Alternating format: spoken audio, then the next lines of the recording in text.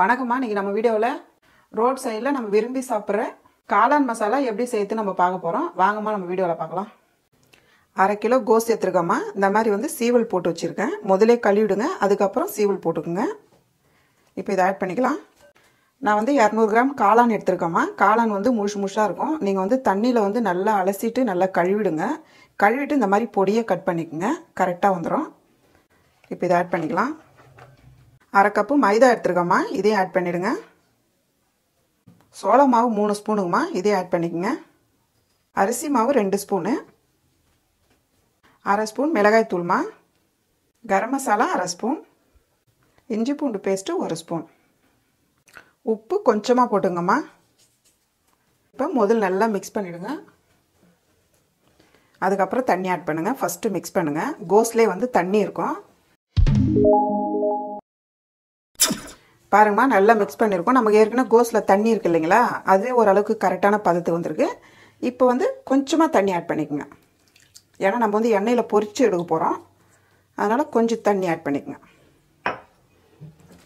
இப்போ நல்லா மிக்ஸ் பண்ணிவிடுங்க. பாருங்கம்மா, நல்லா மிக்ஸ் ஆகிடுச்சு பாருங்கள். இந்த பதத்தில் பிசைஞ்சிடுங்கம்மா, அப்போ தான் எண்ணெயில் பொரித்து எடுக்க கரெக்டாக இருக்கும். இப்போ 10 நிமிஷம் ஊற வச்சு அதுக்கப்புறம் நம்ம எண்ணெயில் பொரித்து எடுக்கலாம். பேன் வச்சுங்கம்மா. இப்போ ஆயில் ஊற்றிக்குங்க. ஆயில் வந்து பொரிக்கிற அளவுக்கு ஊற்றிக்கங்கம்மா. கொஞ்சம் எண்ணெய் அதிகமாக சேர்த்துக்குங்க. ஆயில் நல்லா சூடாகட்டும். பாருங்கம்மா, 10 நிமிஷம் நல்லா ஊறிடுச்சு. இந்த பதத்துக்கு கரெக்டாக வச்சுருங்க. இப்போ இவ்வளோ சைஸில் எடுத்துங்கம்மா. எடுத்து கொஞ்சம் கொஞ்சமாக ஆட் பண்ணிக்கங்க.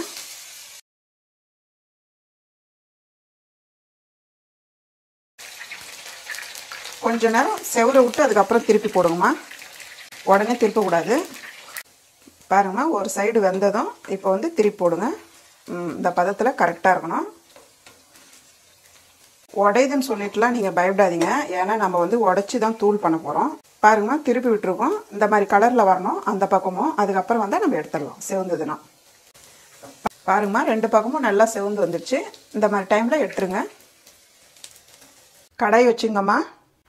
ஆயில் கொஞ்சமாக போட்டுங்க, ரொம்ப அதிகம் தேவையில்லை. 2 ஸ்பூன் அளவுக்கு ஆயில் இருந்தால் போதும். 3 பெரிய வெங்காயம் பொடியை நறுக்கி வச்சுருக்கேன், இதை ஆட் பண்ணிக்கலாம். 2 பச்சை மிளகாய் பொடியை நறுக்கி வச்சுருக்கேம்மா, இதையும் ஆட் பண்ணிக்கோங்க. கருவேப்பிலை நல்லா பொடியை கட் பண்ணி போட்டுருங்க. இப்போ நல்லா வதக்கிடுங்கம்மா. வெங்காயம் கொஞ்ச நேரம் நல்லா வதக்கிட்டே இருங்க. இஞ்சி பூண்டு பேஸ்ட்டு 1 ஸ்பூன் போட்டுக்கலாமா. நம்ம ஏற்கனவே போட்டிருக்கோம் மசாலாவில்.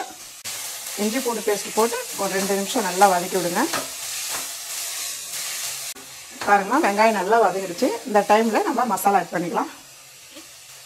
1/2 ஸ்பூன் மிளகாய் தூள்மா, 1/4 ஸ்பூன் கரம் மசாலாமா. உப்பு வந்து பார்த்து போட்டுங்கம்மா. நம்ம எல்லா மசாலாவுமே காளானில் போட்டு வச்சுருக்கோம் ஏற்கனவே, அதனால் பார்த்துக்குங்க. நல்லா மிக்ஸ் பண்ணி விடுங்க. அந்த மிளகாய் தூள் வாசனை வந்து போயிடணும். அந்த ஸ்மெல் இல்லாத அளவுக்கு நல்லா மிக்ஸ் பண்ணி விடுங்க. வெங்காயம் நல்லா மிக்ஸ் ஆகிடுச்சு பாருங்கள். பாருங்கள், இந்த டைமில் நம்ம தண்ணி ஆட் பண்ணிக்கலாம். இப்போ 1 கிளாஸ் அளவுக்கு தண்ணி ஆட் பண்ணிக்கங்கம்மா. இப்போ தண்ணி ஆட் பண்ணி கொஞ்ச நேரம் 1 நிமிஷம் கொதிக்கிட்டோமா. பாருங்கம்மா, தண்ணி கொதிச்சுட்ருக்கு.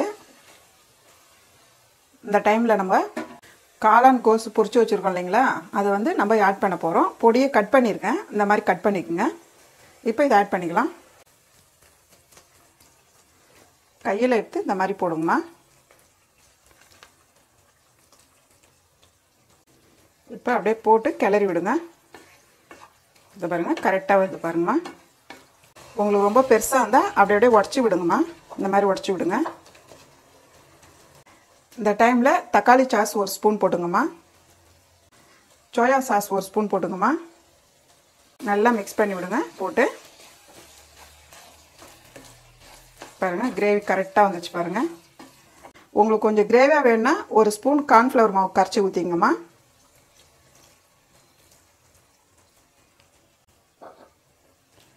இப்போ நல்லா மிக்ஸ் பண்ணிவிடுங்க. பாருங்கள், சோள மாவு ஊற்றி கரெக்டாக இருக்கு பாருங்கள். இது வந்து அதே பதத்தில் இருக்கும், ரொம்ப திக்காகாது. ஃபைனலாக இறக்குற டைமில் கொத்தமல்லி போட்டுடலாமா. இந்த மாதிரி பொடியை கட் பண்ணிவிடுங்க. அவ்வளோதாம்மா, காளான் மசாலா ரெடி ஆயிடுச்சு. அம்மாவோட வீடியோஸை சுட சுட தெரிஞ்சுக்க மறக்காமல் நம்ம சேனலை சப்ஸ்கிரைப் பண்ணிக்கோங்கம்மா.